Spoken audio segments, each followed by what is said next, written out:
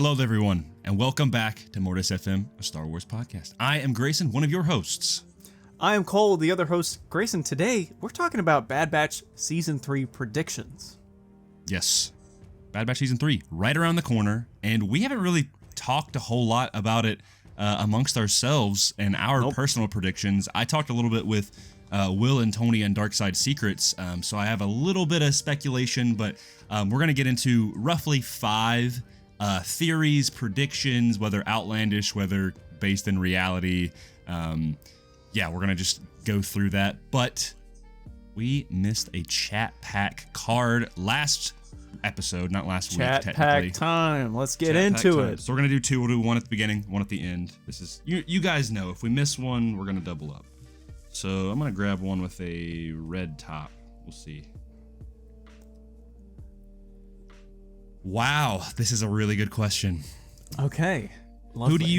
Who do you know in real life who's most like a Jedi? How has this person helped you?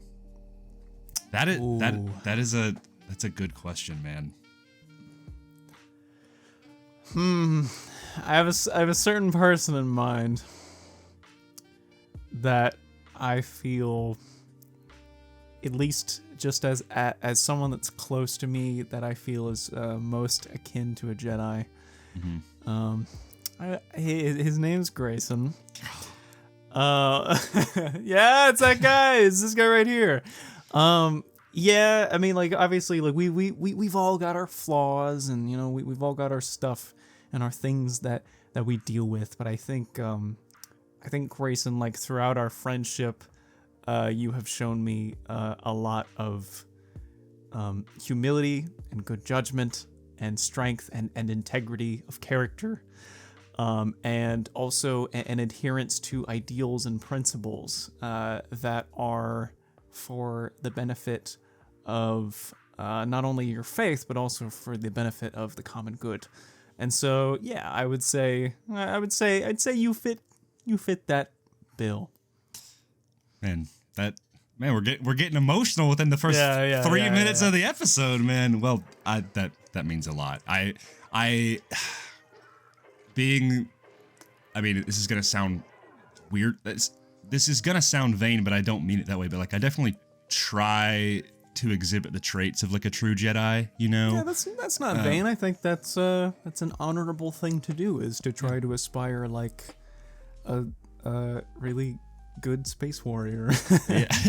Well, you know, it's to be a Jedi of like, again, a true Jedi. We talk about who we think are, you know, closest to true Jedis, and obviously we also critique a lot, and this is kind of a point of it, is that the dogma of the Jedi during the Clone Wars, right? That's kind of, you know, don't be Mace Windu, be Kanan Jarrus or Luke Skywalker or Qui-Gon Jinn or Obi-Wan Kenobi.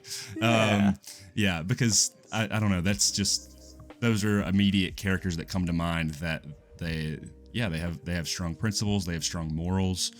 Seer Junda, I think is a great new addition to True Jedi for me. Oh yeah, dude. I've been really wanting to replay Survivor lately, especially because I met Cameron Monaghan. If people saw that. Shout out to Cameron Monaghan. Thanks, homie.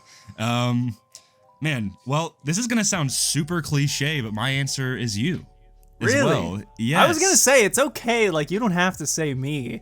That was what I was gonna say, because I was like, well, I'm like, who else? This is gonna sound vain. I'm like, who else in Cole's life except me? No, but no, I was like, I'm curious to what he to what you would say, and that means a lot, genuinely. But for me, I believe it's you.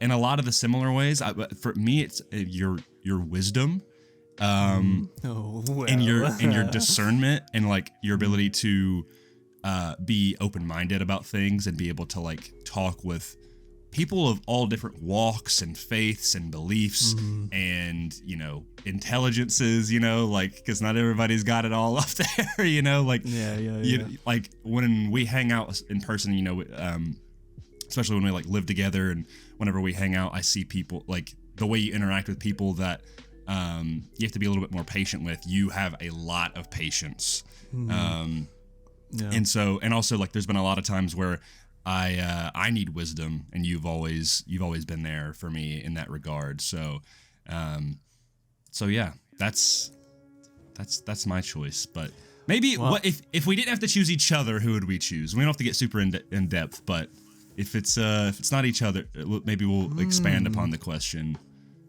Man, if it's not each other, And it has to be someone that we know. Yes. That's really tough, honestly, because like for one, I will say, just because we had already moved on from it. I'm very honored that you think that I fulfill that role. I appreciate that a lot. We always joke around like we have a list of characters that we akin ourselves to certain dynamics. Yeah. And more than a few of them are Star Wars characters or specifically Jedi, you know, and I always view you as kind of this really like this really beautiful blend of Obi-Wan and Luke Skywalker, you know, like where you've highest praise. Highest praise, yeah. I mean, you've got like the young and youthful like charm of Luke Skywalker and kind of that pure attitude, which I think is what makes Luke such a great Jedi. But then also that wit and that charisma and that patience and wisdom that Obi-Wan has, and it's kind of this meshing. So that expands upon my answer a little bit. But yeah. Well, I think just to be fair, I think for you, you kind of feel like a really good mixture between Qui-Gon and Kanan for me. I think you fulfill. I think you're probably the strongest reminiscent of Kanan, because you're courageous and you hold fast to your ideals and you love your people, your circle. Family is extremely important to you, but you're not afraid to kind of operate just like Kanan and Qui-Gon. You're not afraid to operate within your ideals and your faith in a way that sometimes would feel like non-traditional, but at the same time you are still integrating you can still be integrated in your fundamentals. So there's a lot of great balances in there, I just think that you're a good example of the two of them. As of someone in my life that I think is kind of similar to a Jedi, this is going to be an odd answer, but I would say my therapist is like, he is, honestly, is just, he's just a really good example of someone that has gone through a great many things and has come out stronger than ever, right? It's kind of, his story's kind of crazy. I'm not gonna divulge into it here, but he went through a whole lot of strife that you would not expect for someone like him in his past to eventually be a therapist, right? Yeah. And just his ideals and his discipline is just very Jedi-like. He's insanely wise, and has guided me a lot through these years. So I think I would say. I love that choice, because you've told me a little bit about your therapist, but that's really cool to hear. Immediately when you were describing that, I just heard in my head old Ben say, "Look what I have risen above." Right, exactly. He went through a whole lot, and so like when I sit in there talking about my problems, it almost feels it almost pales in comparison. But again, at the same time, tragedy is subjective. We all deal with everything in our own way. We all have our own strifes that we have to overcome. And so, he's in a way, like, it's kind of like you equate, I kind of equate him to like the old master that I go to visit when I need to recenter my head, right? Yeah. Because I don't know, it's just helpful. So I would say him. What about you? For me, I think it's going to be my grandfather. His technical dubbing is he's my pop. I have my nana and my pop. They were very instrumental for me growing up, because my they were really the only main grandparents that I had. My family situation is kind of weird with my family, but yeah, my pop, he is someone who is incredibly patient, super intelligent, very hardworking, and he's funny.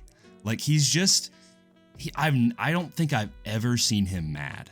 If I have, I've repressed it, or I just didn't realize that he was mad. But like he's never gotten angry with me or anybody else. Like he's told me stories of when he got angry with my dad when he was younger, but like, he's a lot older now. He's a lot wiser, a lot more seasoned. I attribute a lot of my growth as a man to him. And yeah, like I think out of people in my family that I really try to be like, he's the one that I always aim for.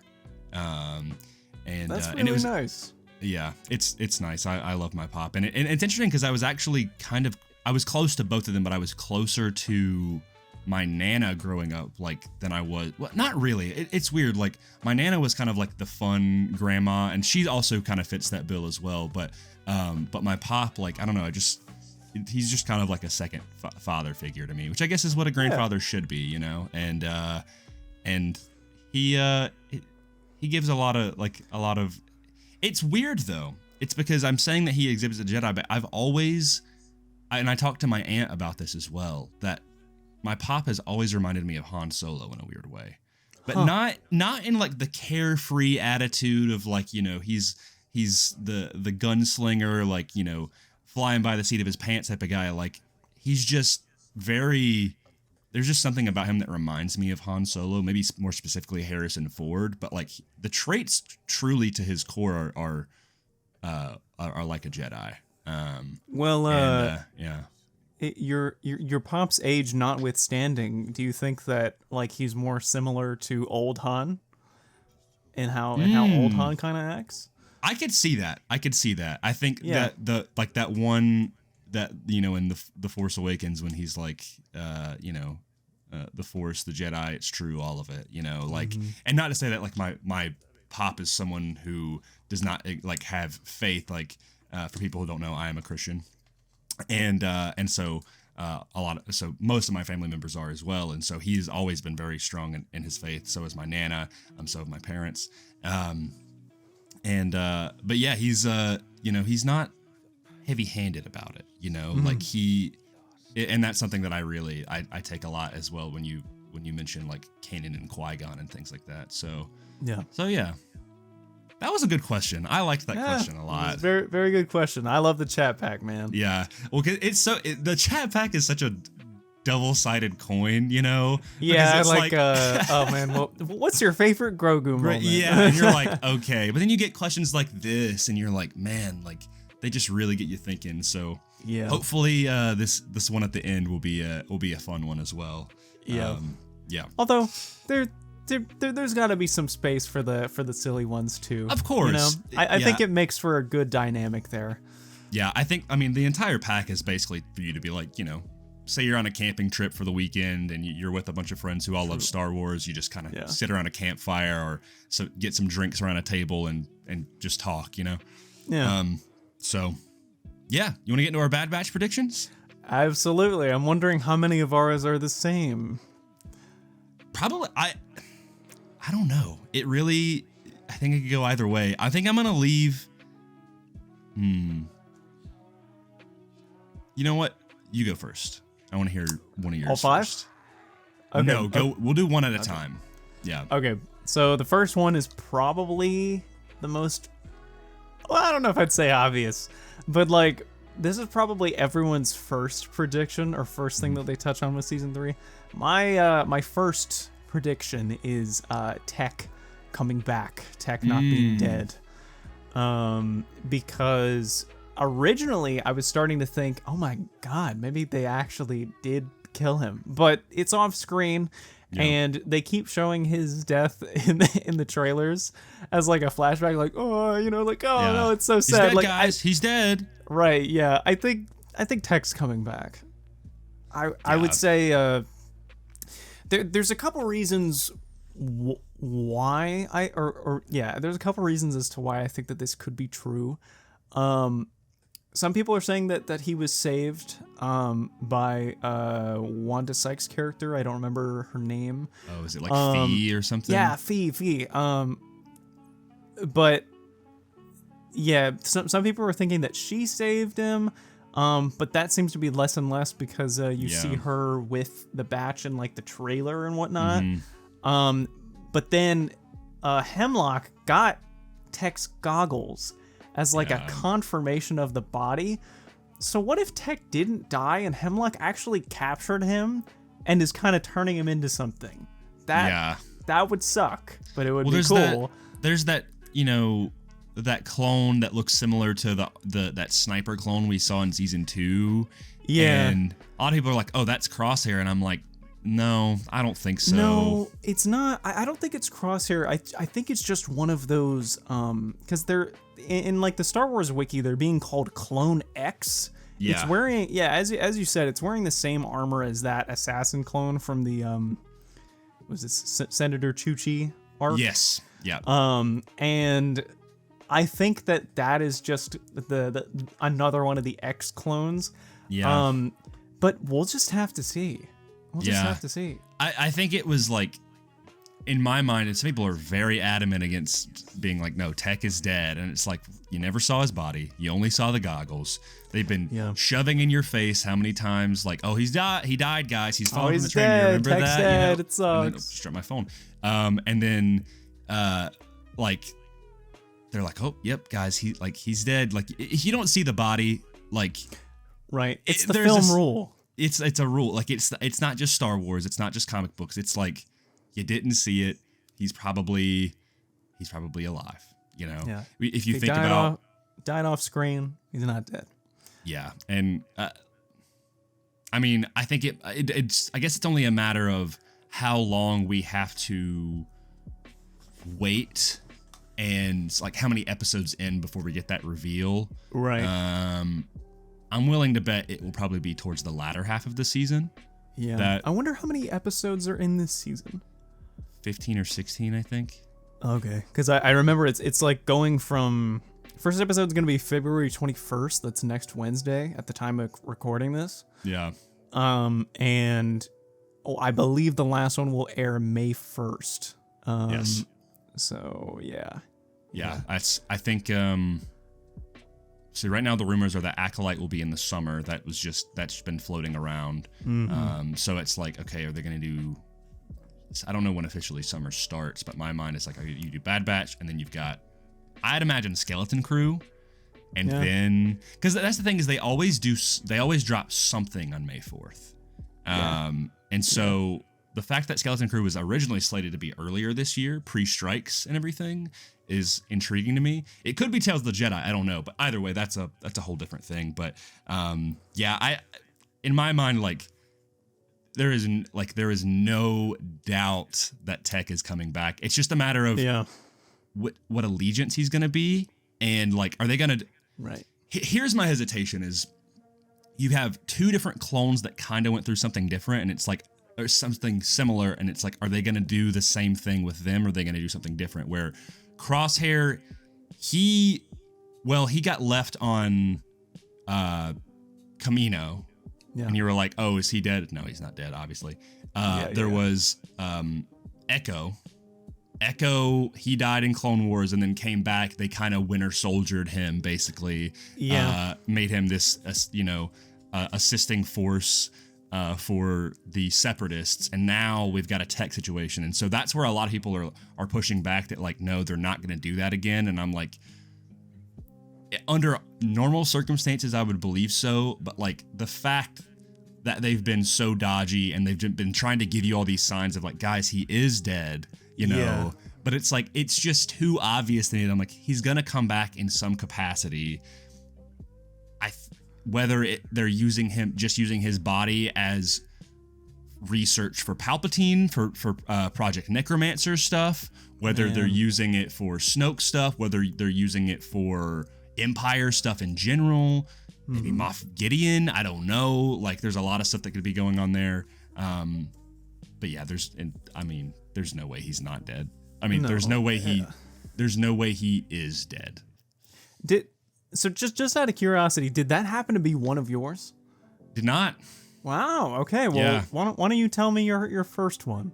Well, I just kind of mentioned this is actually my last one, but I think I want it to be my first one. That I'm not doing it in any specific order.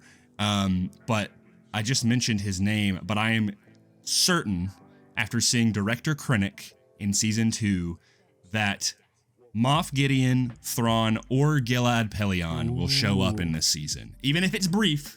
Yeah. But if I had to put money on one, I'm putting Gideon. Yeah, I think I would say probably Gideon as well. Yeah. The reason I also say Thrawn is because they're on Mount Tantis, and Tantis was intrinsically linked to Heir to the Empire with Thrawn. Right. So it's both of those things where I'm like, okay. And also what Thrawn's doing in Ahsoka with the Night Sister stuff, it seems like he's a little bit interested. I think you could maybe just see Thrawn and he doesn't, maybe he says a couple things not super intrinsic to it. Yeah. But I think Gideon for sure is showing up. Oh, really? For sure you think he's showing up? I like the fact that they threw Krennic in there was like not an odd choice, but I was like, oh, like that wouldn't be the first choice that I have. But considering we don't know anything about Gideon pre-Mandalorian, and we know obviously he is invested in the Necromancer stuff with what we see in Mando season 3, his own cloning stuff, I think it would be very interesting, even if he's in the background. I think it would be a nice little like tethering thread there. Yeah. Yeah. I wouldn't be surprised if they did that. I think that kind of goes back to, I don't know if we were talking about this on a different episode or just like a stream or maybe just casually off the books. That I think it would be interesting if Gideon showed up in Andor season 2. I would love that, because like the ISB and all that stuff about how he's connected to that. I think we talked about that on our Mando season 1 retrospective, right? Which was our last episode, because we were talking about how we forgot that Gideon was ISB and how the ISB is so interlinked with Andor. Like, if you're gonna have a character that shows up like from the greater Star Wars universe, that's either him or Callus. Those are the kind of the two main characters that you bring in. Ooh, live action Callus would be really cool. Yeah. That's some Andor season 2 speculation, which we'll have to do an episode on that at some point. Yeah, then Callus and Bad Batch wouldn't be a bad choice either. No, like not. I could, I don't know if it would really make sense, but I could see something like that happening. Either way, I want either Gideon, Pellaeon, or Thrawn, one of those three, to just show up in some capacity. I could definitely see that happening. Yeah. I also just want to see what Thrawn looks like in Clone Wars animation style. Dude, that would be so cool. I would love to see Thrawn in Clone Wars animation. I think they're gonna they'd make him look like a Giga Chad. Like, I think that's what they do, is because Thrawn is like so chiseled in like everything. Because they gave Tarkin the thunder thighs. They gotta make they gotta make Thrawn absolutely yoked at this point. Oh yeah, because like Thrawn, like in the comics and books and stuff, he's in shape. Well, even in Rebels, we see him fight, right? We see him. Yeah, you see him fight those training droids. Mm-hmm. Yep. I wouldn't say he looks jacked in the Rebels style, but the Rebels animation style doesn't really go for that kind of musculature. Yeah. But all right, the second one on my list is that Wolf will be bad at first, and he will be turned later on in the season. I think probably through like our clone rebellion thing going on. Yeah, I think that is almost certainly what is happening. Because like we see Wolf with these clones, and it looks like he is very much under the influence of the chip at that point in time. There's 2 Imperial stormtroopers, and then there's 2 regular clones, and then there's also one of the Imperial commandos with him, and they're all like, they're not like standing off, like they're all with each other, you know. And it would be interesting if Wolf was like, if he kind of like turned into the ace in the hole, basically, like he needs to save his brothers, so he ends up turning last second or something. Yeah. Because I still think that this is not on my list, but I still think that there is going to be a clone rebellion at Mount Tantis, probably, or elsewhere. It's kind of been building up to this like clone insurgency. just this big event happening, which I cannot wait to see. I think that's not on my list either, but like I think that's also a given, considering you have to kind of give an explanation as to why there's barely any clones in the galaxy anymore. You know, like we know there's obviously going to be some stragglers, like we see that one clone in Kenobi, and of course we know our Rex, Gregor, and Wolf are around in Rebels. But it was what was the theory? I'm sorry, because I got sidetracked with the clone uprising. What was your prediction? That Wolf will start out bad, and then he will eventually change. You think he's still chipped up? Yes, but I think it's at that same point with the other clones where it's losing its effect. Yeah. And Wolf is probably just doing the best that he can to continue doing his job. But I think like kind of like Hauser? Yeah. It's like Hauser. It's like it's basically like what's happening is that it did what it was supposed to do, and then now it's wearing off, and so they're like, why do we do this? Yeah. Like, but yeah, that's my second. Yeah. Well, that leads into my next theory then, which is that the end of this show will directly set up with Wolf, Gregor, and Rex going to the planet they're on in Rebels. That they will very direct. This is going to set that up. At the very least, it's going to end with them three being some of the last surviving people, and maybe seeing them kind of like fly off with, maybe with one of the LAATs that carries the HETEs, and they go to the planet, and they're like, this is where we're at now. Like, we got to go in hiding now because after all of our brothers are wiped out. That would really depress me. Sad. Yeah. It's basically the like 2.0 version of Clone Wars Season 7. Where it's just like, you see all these dead clones, the Clone Wars is over. But here's Bad Batch, guys. Oh, but Kamino, it got destroyed. Now the Clone Wars is really over. But wait, now we're going to kill all the clones post-Clone Wars. Now the Clone Wars is really over, guys. Man. Well, this season will be an end of an era. It will be. And it's gonna make me really sad, because I remember with Bad Batch Season 2, a lot of people, namely me, was really hoping that it was going to lead into like a Clone Rebellion show. Yeah. Just because I want more of that animation style. Like, I don't want to leave this. I don't want to leave this kind of animation, because it has just gotten so good at this point. And after Bad Batch and Tales of the Jedi Season 2, there are no plans. As far as we know, there are no public plans for what will happen with the animations at that point. And I don't want to leave that. So yeah, I don't know. I really hope this is kind of off topic, but Will Diamond Figs has always said that they should make legend stories, but an animation. Like people that would be very cool. To make a show, like an anthology show, just called Star Wars Legends, and just adapt some of the stories. It's just called Star Wars Legends. That'd be so cool. Just use that animation style. Like do a Shadows of the Empire, do a Heir to the Empire, do a Plagueis, like you've got all those resources there. There's so much you could do. Do a canon version of Darth Maul Shadowhunter or something. Yes, dude. Like Shadowhunter, you could do you could do Hard Contact, Republic Commando Hard Contact. I was going to say you could do you could do Republic Commando stories or other clone stories. Like there's literally that is a bottomless pit of stories you could do.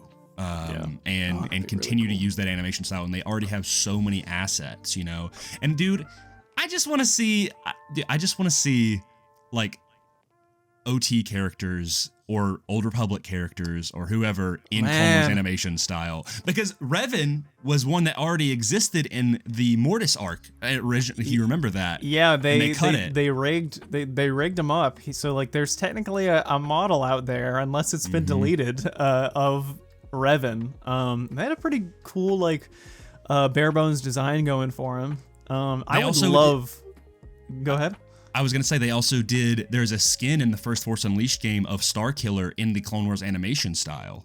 That exists. Oh, that you're model right. exists. You're And imagine them covering The Force Unleashed in like a 4-episode arc of the Star Wars Legends show. So we're getting way off topic here, but I just like it makes sense with the ending of Bad Batch. And I know Tales of the Jedi is kind of this anthology type series, but like I like content like that. I like getting little bite-sized stories where it's like we don't need a whole show about this, but like give it to me, you know. Just some more stuff about how cool the realm of Star Wars is, you know. There's like tell the stories that we want to see, right? Yeah.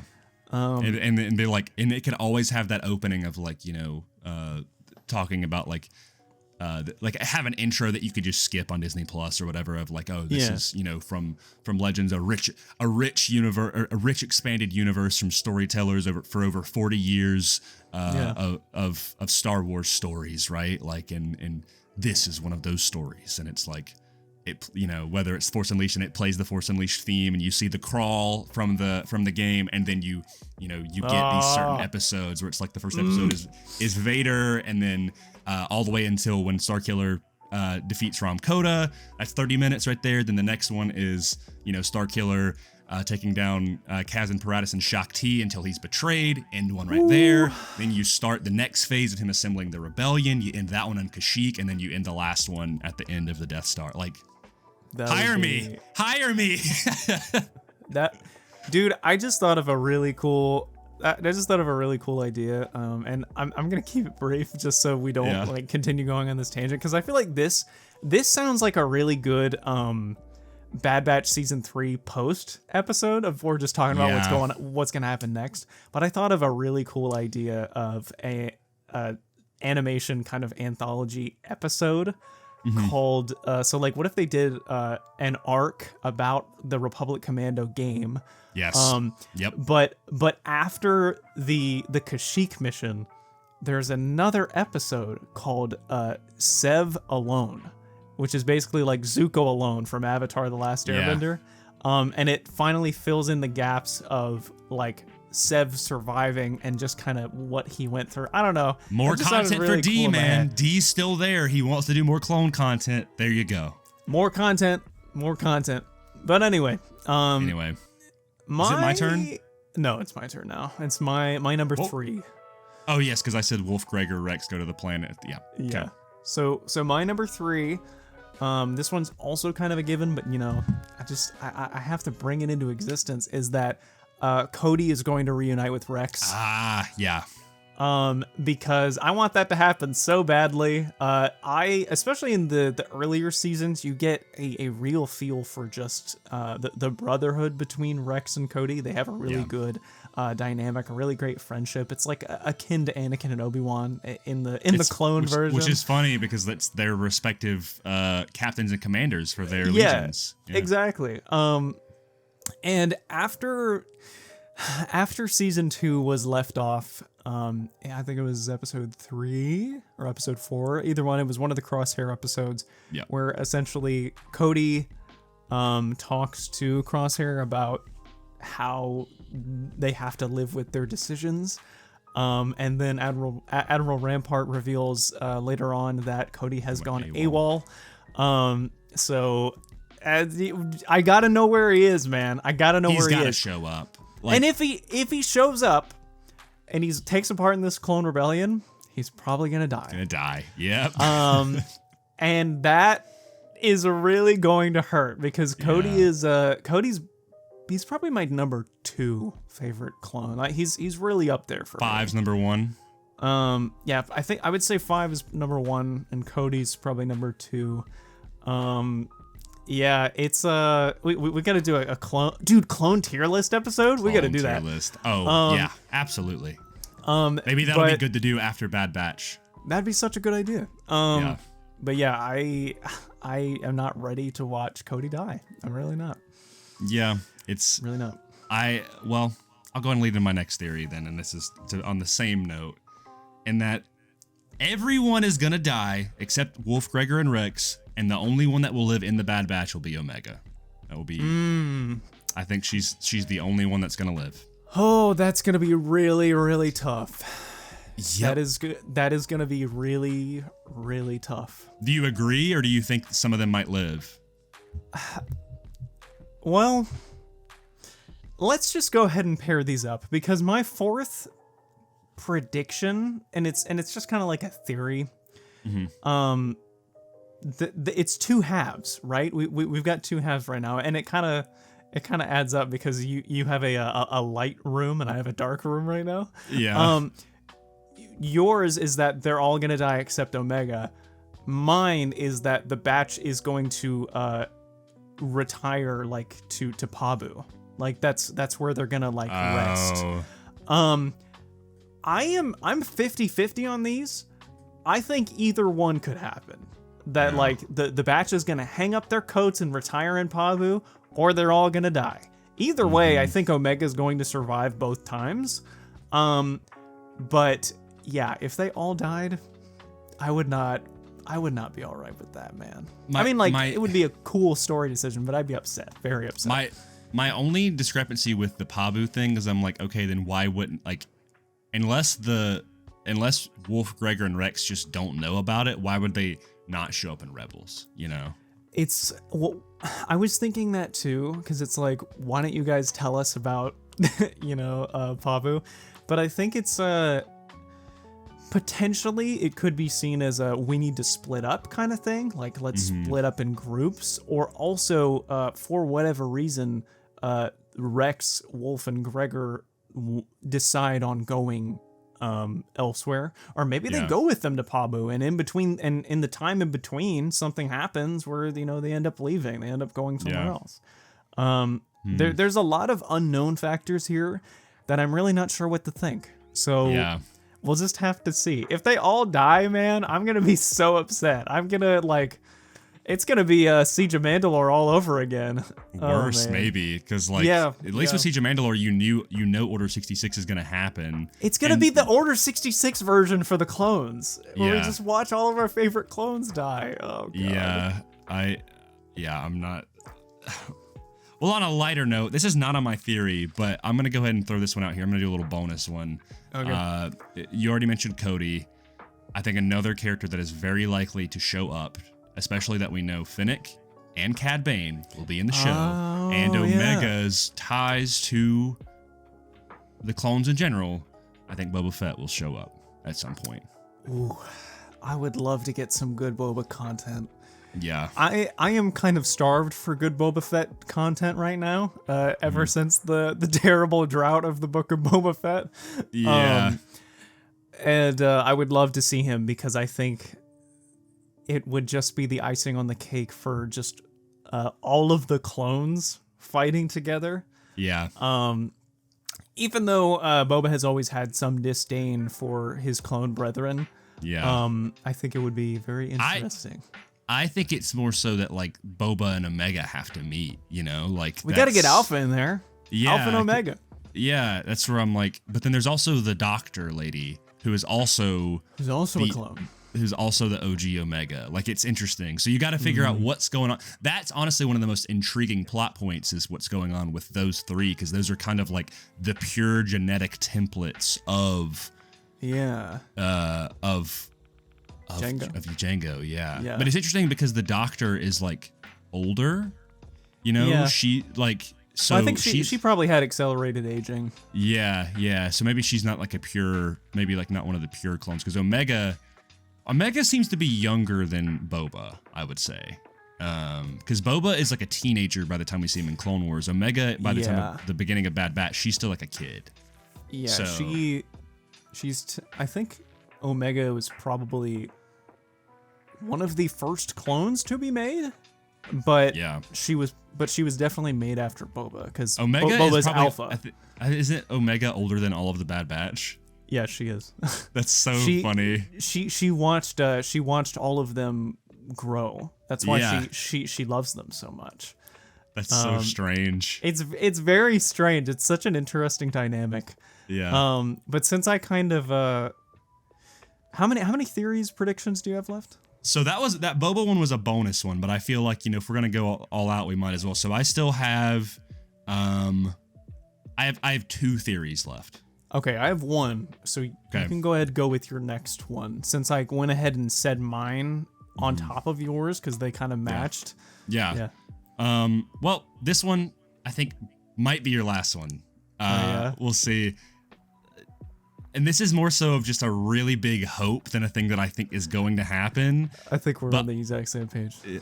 Delta Squad has to show up. Yeah. Dude, I was gonna say the exact when I was gonna say this last one, I was gonna say this is more hope than a prediction. I was gonna say the exact same thing, and as soon as you said that, I was like, I know exactly what he's talking about. Yeah. I just wrote down Delta Squad in full force. Yes. If there is going to be a clone force that ends up wiping out this clone rebellion or like the rest of the Bad Batch, it's gonna be Delta Squad. Yeah. And they keep teasing us with Scorch being in every season. I know, and I'm like, where are the rest of them? You know? I'm not crazy. They keep bringing us Scorch and like we love Scorch, but I gotta see the team, man. Like you know, and I wouldn't be saying this if they had just shown him in season 1. But he was like a secondary, maybe more or less like tertiary antagonist in season 2. Yep. And now he's again in the trailer, right next to Palpatine in season 3. He's next to Palpatine, and he is basically, oh my gosh, is it why do I want to say Havelock? That is not his name. Hemlock. Hemlock. Yeah. He's Hemlock's main number 1 guy. Yeah, you know? And it kind of makes me think, well, what if there is another member of like what if each member of Delta Squad is like separated? Assigned. Yeah. You reminded me of, I did say this theory on Dark Side Secrets with Tony and Will, and they're not as big Delta Squad people as we are, but I remember I said now that I'm remembering, that was my connection to why I wanted Gideon and Thrawn to show up, because I think, what if Gideon had Boss? Or Thrawn had Boss. If and Thrawn Gideon had Boss, and Gideon had Fixer, right? Yeah. Maybe we never see Sev. Oh my God. Maybe we don't see Sev, because Sev, maybe a loose canonization of Republic Commando, that he's not alive anymore. You know? Or if Sev's a part of the rebellion. Like the clone rebellion. That would be crazy, dude. And he goes up against his clone. Oh my God, dude. That would be so cool. I mean, that's why I think if there's a clone uprising, like, I mean, if Gideon and Thrawn are there, that you would have those three right there, like, together, right? It would be. Oh my God. It would absolutely be wild if Sev was a part of this insurgency and he went up against the other 3. That would be so cool, because that would technically line up with exactly what they were intending for the original story to be. They were going to have Sev help form the rebellion and then fight against I love that. The Imperial Commando Squad. That'd be so cool. Yeah, I need Delta Squad, guys. If you keep giving me Scorch, you have to put the others. The models exist. I know they're there. Exist. Like we saw Scorch them in is already in there. Might as well just give us the whole thing. Yeah, because I remember we were so pumped when Scorch showed up in season 1. We were like, dude, Scorch is a menace. And then season 2, they just doubled down, like you said, as a tertiary antagonist. And now we're just waiting. You know, we're just waiting. And they don't need to say anything. They don't need to like make it this big deal or whatever. Even if it's in the background, it will make me happy, because it's like, as Republic Commando fans, as Delta Squad fans, we know. Oh, well, we'll see. We'll see. Yeah. Well, that was my last one as well. Yeah. So maybe I should have saved that to be the last one to give you the thunder, but that's okay. No. Yeah, I mean, you didn't even know. So yeah, I'm just so I'm just really excited for this season. But what else you got? This is my last one. I don't feel like I don't think I'm as excited about it as the Delta Squad prospect and all the other things, but this is one that I think there's a good chance happens. And I do think with the knowledge that Ventress will be in the season, and we don't know to what caliber yet, but it seems like she might have a big presence, I do think Quinlan Vos is going to show up in this season as well. I think that there is a very strong likelihood, considering we know he has with the information that we had in Kenobi, where Quinlan Vos had been following the path, it's obvious that he would be alive at this time. Man, all of the clones rallying behind a Jedi one last time would be a very cool send-off. I think Ventress and Quinlan leading this charge with the clones or whatever would be a very interesting symmetry, because Ventress was this thrown away assassin by the Separatists who had been wronged by Palpatine and by Dooku and everything, but then also having Quinlan, who's kind of like that last Jedi general that's around. That would be very cool. But at the same time, like if they're a part of this, are they gonna die now? I mean, it gets tricky, because I'm getting to this point now where I'm like, okay, guys, there's a lot of Jedi that are alive right now in this 19 years, and it's like, I never had an issue with it in Rebels, because the way they handled it with Ezra and Kanan was perfect. I was like, this is exactly what I wanted. Kanan had his ultimate sacrifice. Ezra went to an entirely different galaxy. There's no way. Then you have the issue with Ahsoka, where like, why didn't she help Luke? And then, I don't mind if it's in the earlier half of the the first 10 years. It makes sense that there's going to be a lot more living, but you got to start thinning that herd, and I mean, eventually Ventress and Quinlan gotta die. Like, you can't keep sending them to galaxies and hidden locations, because then you've got Cal, right? And we don't know what happens to him in the third game, but like, we've got Tanalorr, and it's like, okay, that kind of feels like another Ezra thing, where like, if he's gonna stay on Tanalorr, like, so. But then again, that third game, I really doubt it's going to be on Tanalorr the entire time. No. It's got to be reason for him to leave. I have one of my friends, shout out to Tales from Tashi Station. He does some really cool stuff. He's up and coming. You should go listen to his stuff. He has a podcast on Spotify, and he does a lot of what ifs. To his stuff. It's very good. I listened to his what if Anakin brought. Or what if Obi-Wan brought Anakin to Utapau, and it was a 4-part series of starting from Revenge of the Sith all the way to Return of the Jedi. And it was very cool, very, very cool. Kanan and Cal end up being buddies, which is really cool. That'd be cool. But what was I gonna say? He thinks that this is not a Bad Batch theory, but in the third Jedi game, that we might actually run into the Ghost Crew. And that Cal might end up fighting, like, if Cal goes unhinged to the dark side, this is more like outlandish than anything, so I'm not trying to steal his thunder, but I think it's a cool theory, and I'm not exactly sure how it would work entirely, but that you would fight Kanan, and Kanan would like whoop your butt,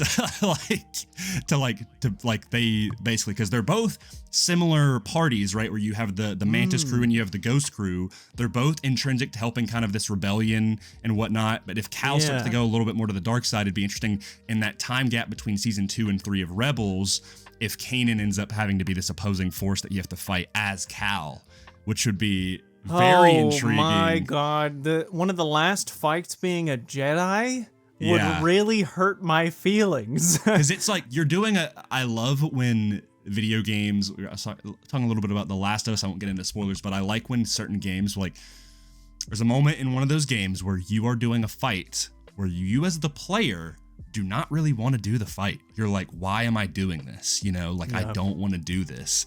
And I think the idea of like showing Cal's darkness to this point where like, being this foil to Kanan as well, where like Kanan is the one who like, he sacrifices himself to save his family, but Cal possibly kind of turning into a Bode type character where he's like, I'll do anything to protect my family, It would be very intriguing. I mean, I don't think Kanan will kill Cal or anything, but like, it'd be cool. I don't know. Out there, not Bad Batch, but there you go.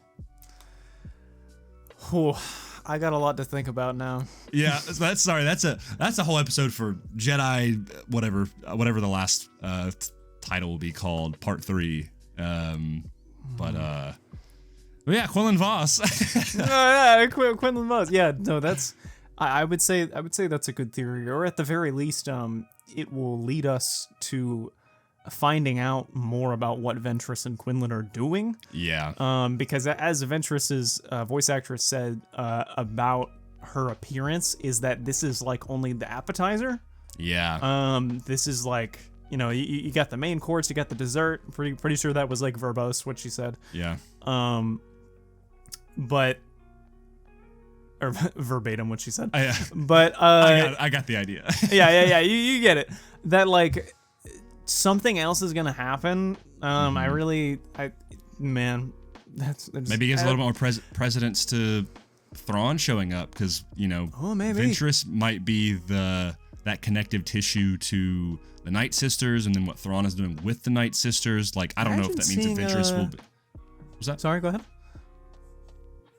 I was gonna say, we both did it at the same time. I was gonna say, like, with Ventress, what doesn't mean she'll be alive by the time of kind of Mandalorian Ahsoka era, but it seems that whatever they're doing with her character, they might be planting the seeds for what Thrawn is doing on Dathomir.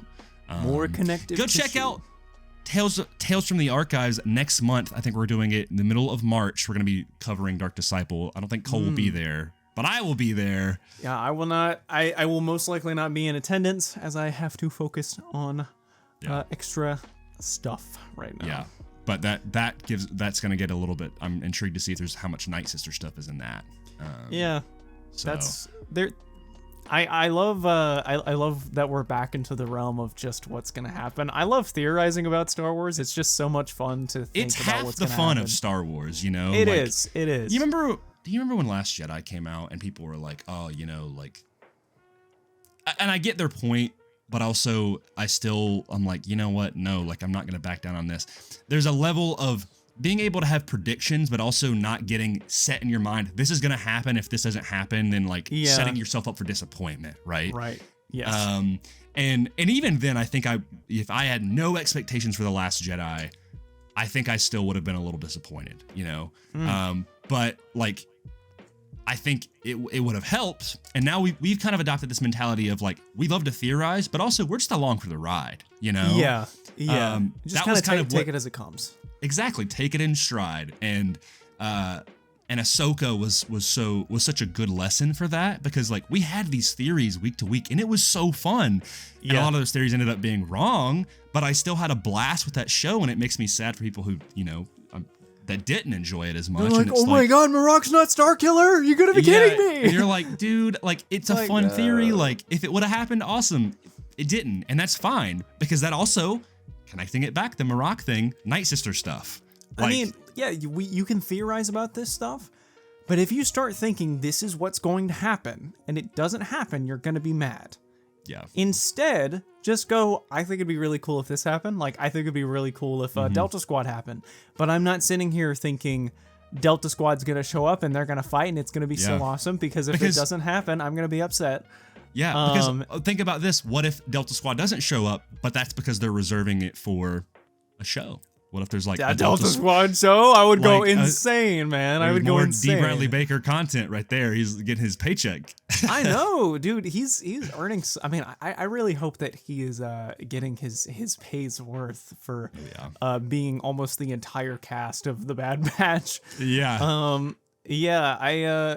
Yeah, it's just kind of, you don't set yourself up for things that you don't know, right? Because as you said, you and I have kind of adopted this mentality, because I, for one, did not have that mentality before with Last Jedi.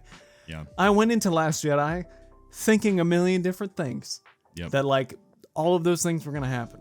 And when they didn't happen, I got mad. Because I was unseasoned. I was young. I was angry. And now I'm just like, like with the whole Marok thing. When spoilers for Ahsoka season 1, if you still haven't seen it. When Marok got absolutely murked, we were just like, oh, well, there he goes. And I still love Marok. I think he's awesome. Yeah. I think he's so cool for selling toys, because he looks sick, He is the new age Grievous, Right, he's new age Grievous, he's new age Boba. He's literally just a set dressing to look cool, he's something nice that looks on the shelf. I mean, ultimately, Bad Batch season 3, I'm excited. Yeah. I'm excited. You have any final theories before we wrap the episode up? final theories, it would be absolutely wild if Vader showed up. Yeah. And like, this isn't like a theory or a prediction. I'm just like, that would be nuts because Palpatine sending Vader in to just, quell something that Hemlock and the clones, couldn't handle. That would be really tough, especially like Rex and Vader meeting. Yeah. Yikes. Yeah. Absolutely yikes. That was a theory that I had, which has been blowing up on Instagram right now. But that I was like, there's a chance that it would make sense for Vader to be dispatched by the Emperor if there's this mass clone uprising. He's like, Vader, deal with this. Yeah. Also in a weird way to torture Vader because Vader was close with his clones. Those were his friends, and him possibly bumping into Rex and knowing who Rex is, but Rex has no idea that that's Anakin underneath, Oh, that would be very, very tough. Yeah. And once again, we would be given another chance from Dave to watch Anakin see one of his old friends, Mm-hmm. Like he sees Obi-Wan, he sees Ahsoka, he sees Rex, right? I love maybe because it's so early in Vader's career, the idea that, I imagine I'm visualizing they're at Mount Tantus. There's this massive battle happening. There's Delta Squad and Bad Batch and all these people. Let's say, Vader has to fight Ventress and Quinlan, which would be crazy. That would be nuts. That would be so nuts. It'd be crazy.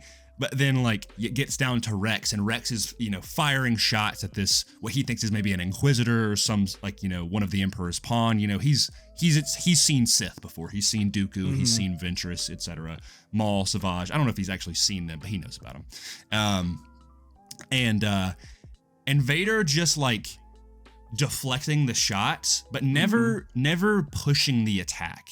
He lets him live. Maybe he throws a piece of rubble down on him, and he doesn't kill him, but he leaves him there. And Rex is always but Rex is none the wiser, right? Rex is still trying to fight back, and Vader just walks away to deal with other clones, right? That would be the best way to handle that, where you're there's still a little bit of Anakin in there. Yeah, and maybe Rex watches Vader in action, Vader storming the opposition with stormtroopers at his back, right? And he's that looks like someone very familiar. Basically how Anakin leads the charge. Yeah. That would be. I think the only thing is you'd have to make it really clear that it's just an inkling. He can't know that Vader is Anakin, especially with the way he acts in Rebels and what him and Ahsoka share. He also speaks with Anakin in such reverence. He's oh, they're he's. I think it'd be really Skywalker. Crushed. He'd be very crushed. So it has to be just kind of this. That's a moment of that was weird. That was this just kind of familiarity, but not that that's Anakin. It'd have to be. 1% of his brain is interesting. Yeah.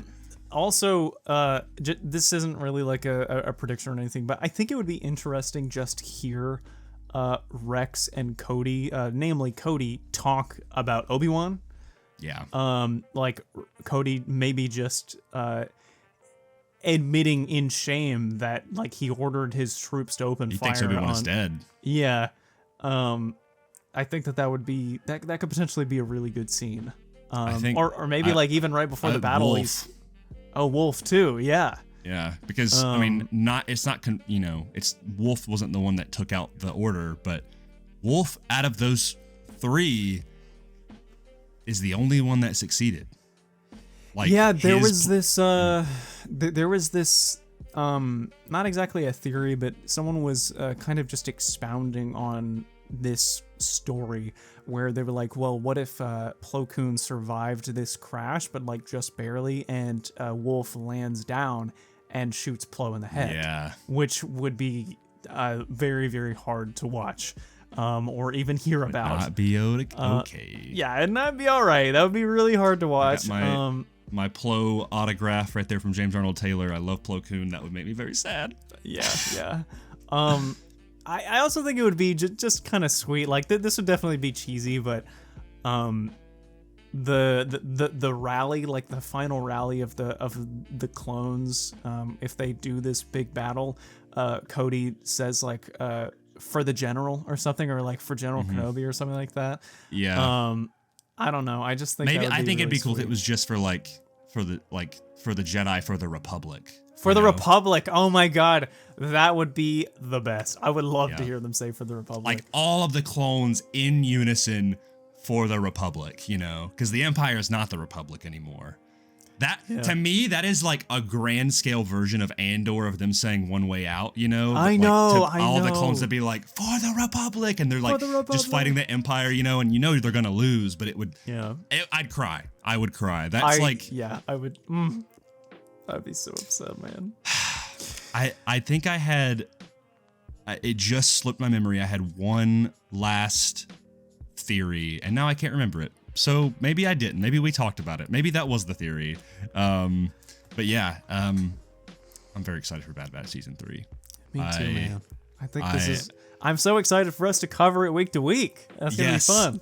I believe that will be our next episode. I know we've kind of been on an irregular schedule, with usually about every week and a half or so. But considering, you know, this is our Bad Batch prediction episode, I think you will see us in force, just like the Delta Squad, hopefully. When we get our 3-episode premiere for Bad Batch Season 3. It's 3 episodes? 3-episode premiere, yeah. Oh my God, it's doing 3-episode premiere. Wow. Let me pull up this. Oh, I remember my theory. I remember last theory. Okay. Oh, sorry. Okay. Yeah. Yes. No, go ahead. This is my last thing, and it would be a really weird connection, but it also doesn't. It would pay off for comic fans, but it also, you don't need to have read the comics to know that. Though this might be worse than them dying. That the Bad Batch becomes Scar Squadron. Oh my God, I caught onto that right at the end. I would be crushed. That would make me so sad. However, that could lead into another show where Omega grows up and tries to save the Scar Squadron. I don't want to talk if you look, anybody who doesn't know about Scar Squadron, they pop up in the main Star Wars comics. They've been kind of central Star Wars characters in the comics from Marvel since 2015, roughly. Every single one of those characters are almost spitting images of Imperial versions of the Bad Batch. Like, you can look at each one and be like, that's Hunter, that's Crosshair, that's Tech, that's Echo, that's did I say Wrecker already? That's Wrecker. I think there's 6 of them in total. Oh my God. So, and even if it's not all of them are like all of the Bad Batch's Omega Squad, I still think I can't remember the name of the guy with the lightsaber, but he's the main one. Dude, what if that green lightsaber was Quinlan's lightsaber?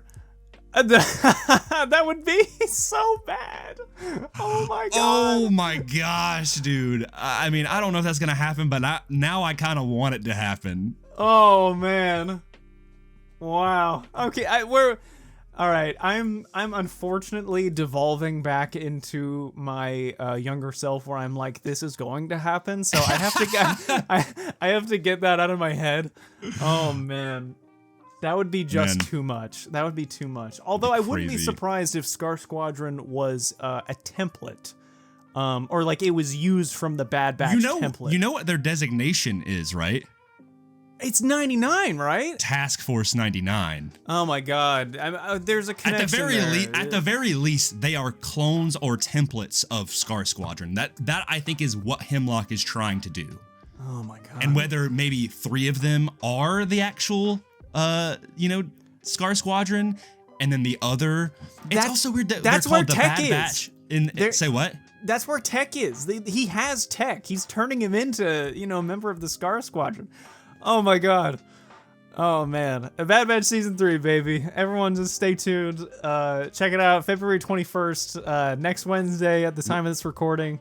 We haven't decided the strict date yet, but considering episodes, they're doing this weird thing where they're dropping them at 3 a.m. again. Oh my God. Which is so annoying. So we'll be watching it the day, like, I'm not staying up till 3 a.m. Cole's got school, I got work, I ain't doing that. No, I have to wake up at 6. I would get less than 3 hours of sleep. Yeah, so we will watch them on Wednesday, and likely we will try to drop our episode by Friday or by Saturday on the weekend. So it gives you time to listen, and I'm sure you've got tons of other people that you listen to and watch that you also want to get their thoughts, whether that's, Tony's, Will's, Beyond the Dune Seas, and beyond. Everyone's going to be covering Bad Batch, and I'm very excited. So I think we've covered a lot of very good theories. And you mentioning Scar Squadron has just made my excitement level just skyrocket. I'm scared. Like I gotta get it out of my head. I'm like, it's not gonna happen. It's not gonna happen. But they have had no acknowledgement on anything visual other than comics. So and considering they're called Scar Squadron, they look like the Bad Batch. They're Task Force 99. There's something gotta be there. Something has to happen. I'm imagining, like, what if the story doesn't end here, right? So this clone rebellion, here we go. So here's, put on the tinfoil hat. They have this massive clone rebellion on Mount Tantus. Delta Squad rolls in full force. The rebellion gets crushed. Rex, Wolf, and Gregor have to escape. The Bad Batch are captured, turned into Scar Squadron, and Omega, who potentially escaped with Rex, Wolf, and Gregor, grows up and goes back in like a later show or something to rescue her brothers from like being Scar Squadron, like years down the line. Imagine that being the story. I would be so satisfied and so hyped for that. I think that would be just really great. So sick, and that would answer a question of another show, like. Yep. Oh, that'd be so cool. And then we could get a full-on galactic Civil War era show, because the models of the stormtroopers look so good in Siege of Mandalore, like last episode. Yeah. Whew. That also is another thing that I think will happen in this. We're coming back. I can't wrap it up. There's too many theories. Well, definitely at the end of the show, they will end in the classic Stormtrooper armor. I think that's gonna happen. That'd be rough, but I think it's gonna happen. I know by the time of Fallen Order, which is 5 years after Revenge of the Sith, they're all in their standard Stormtrooper armor, their Scout Trooper armor, things like that. Yeah. I don't know the specific timeline of this, but it's only been, I want to say, maximum 2 years after, and we know we're probably going to get a time gap. Omega's hair is growing a little bit longer. Yeah, I think there's a time jump in between, I would say, or maybe it's right at the beginning. Like, I wouldn't be surprised if like the first 2 episodes were catching up, and then the time jump is episode 3. Yeah, I also, and then I think like you said, a time jump maybe in the middle of the season as well. Yeah. Oh, that'd be something. That would be something. I'm excited. I at this point, I just, with all these theories we've thrown out there, like, if even a handful of them happen, even one happens, I'll be happy. I'm excited. Bad Batch Season 2 we loved, so. Yeah, it's, let them cook. Let them cook. I also really want to hear Echo talk about Fives at least one time. Yeah. Because he hasn't. I know that there's not a lot of room for it, but, Fives was super important, so. Yeah, Fives was pretty instrumental. No. I'm trying to think if there's any other clones. I think we've mentioned all the clones that really would likely show up or should show up. We'll likely see Gregor again, by the way. Like I already mentioned that, but he'll be there. That's pretty much given. Yeah. All the gentlemen. All the gentlemen, or the boys are back in town. Oh yeah, give him a dope theme song. I know. I have one. It plays the clone theme. Yeah, I was about to say if they play the clone theme from like a triumphant version of Kevin Kiner is about to blow our minds, bro. I'm just saying. Okay, we gotta move on. We gotta do our chat pack question. We gotta wrap this up. We gotta do the final chat pack. We're gonna talk about this forever. I just want to say I love these discussions.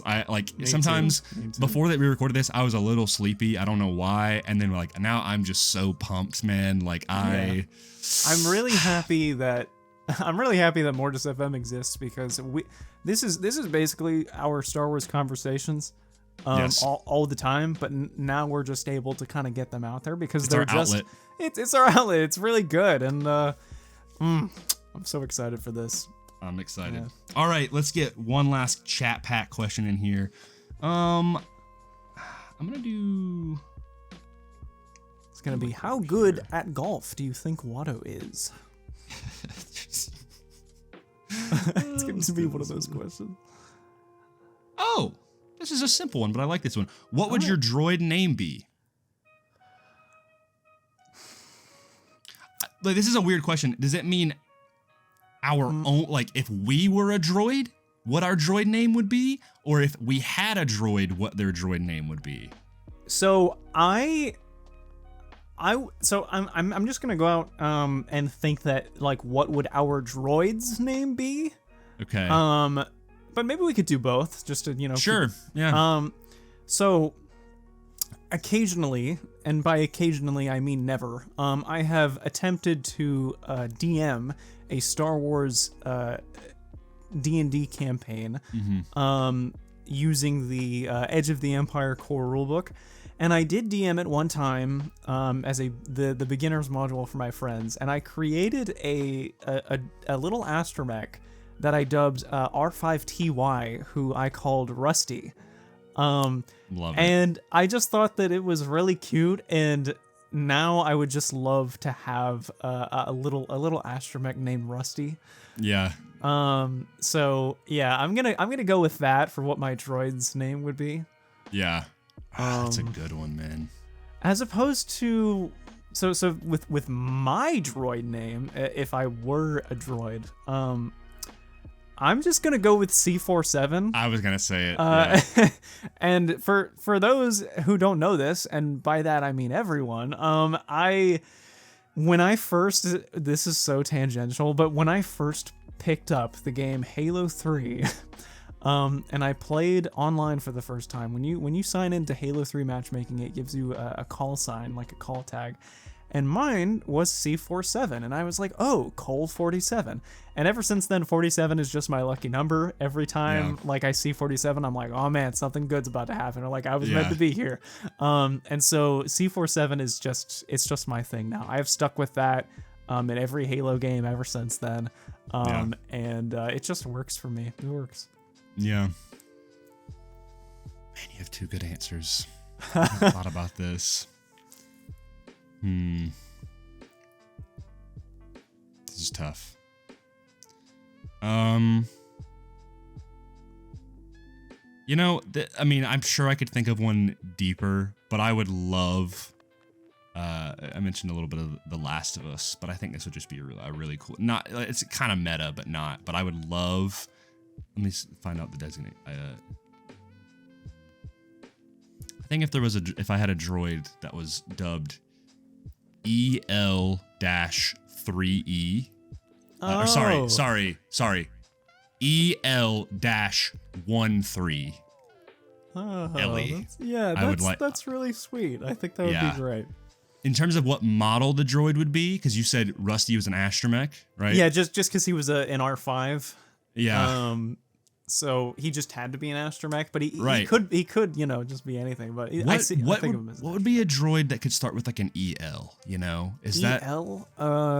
Let's find out. Some real research. Fast. EL droids, Star Wars. Because I know some protocol droids they can have kind of whatever at the beginning.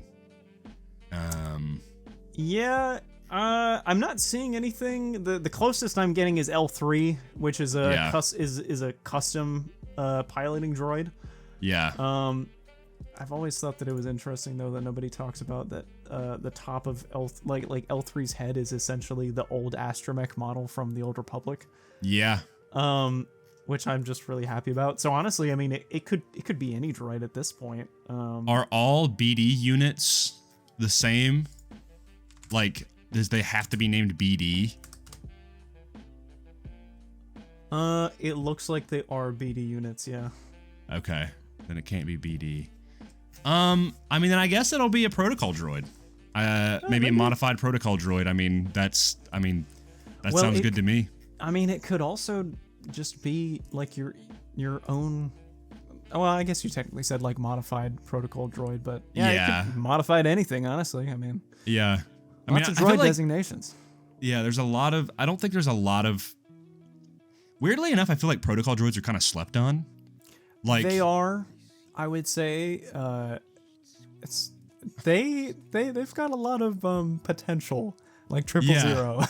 Yeah. I mean, if you think about it that way, like.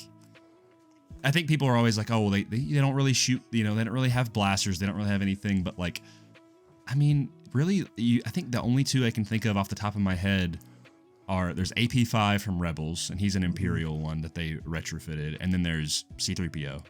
And then you get your other kind of protocol droids, but like, I wouldn't mind having a protocol droid as long as it could fly my ship and, like be my buddy. I'm cool with that. We also got a Forlom with the body of a protocol droid. Yeah, it's true. So you can, like I said, if you modify a protocol droid, then they have a lot of utility. But I mean, even the ability for a droid to be able to speak like however many languages, 6 million forms of communication. Yeah, that alone is like worth it. So that'll be my droid's name. Will be Ellie. Will be protocol droid. It works. It works. Yeah. As far as my droid name, oh man. Just like GR4Y, just gray. Yeah, I was about to say, I was like, sure, GR4Y or like, yeah, man, like that's fine with me. Yeah, I know it's kind of a half-baked answer, but like, well, I mean, if we're gonna adapt it. To be fair, I have, I'm intrinsically connected to C-47. And also, I have experience with just a cool droid that I named, which was Rusty before. So I was like subconsciously ready for this question. So that's in all fairness to you, you kind of really had to think about it. It's canon. Whenever we finally play Edge of the Empire together, Rusty and Ellie will be in that campaign. Yes, I'll have Ellie be in there. Let's freaking go. I always intend to give Rusty to the party. Whether or not they do anything with him, that's up to them. But Rusty sounds like the homie, bro. Yeah, he's gonna be. I have his personality down pat. Like making it is just so great. I love that. We love making OCs, dude. Well, that's gonna do it for this episode of Mortis FM, a Star Wars podcast. Cole, where can they find you? You can find me at the.cosmic.drifter on Instagram and just at the Cosmic Drifter on YouTube if you want to check out my cool game videos, releasing very intermittently, but very good quality. Yes, there's a very good catalog of videos over the past 2 years. You've been busy with school, obviously, but you're not. Yeah. The channel is not abandoned. It's just kind of slow going because you're a busy guy. So yeah. You can find me at Shrades38 on Instagram, but honestly, it's more important. Just follow at Mortis FM on Instagram. Mortis FM. Yes, on YouTube, on Spotify, Apple Podcasts, wherever. Please give it a follow. That would be very much appreciated. Also, I forgot to say, we reached 150 subs on YouTube. Let's go, baby! That's what we're waiting for. Woo! We've been making very good progress. Thank you to everybody who has been listening, who has been supporting us, whether friends or people who have just casually stopped by. We appreciate you, and we hope you stick around, and we hope you like the content. And if you don't, hey, that's okay. But I hope you do. And just as a final reminder, y'all watch Bad Batch Season 3, Episodes 1 through 3 to catch up with us so that when we recap it in our next episode, pretty much next week, you'll be all ready for that. So excited for it. Stay tuned. I'm excited. Well, Grayson, always. There you go.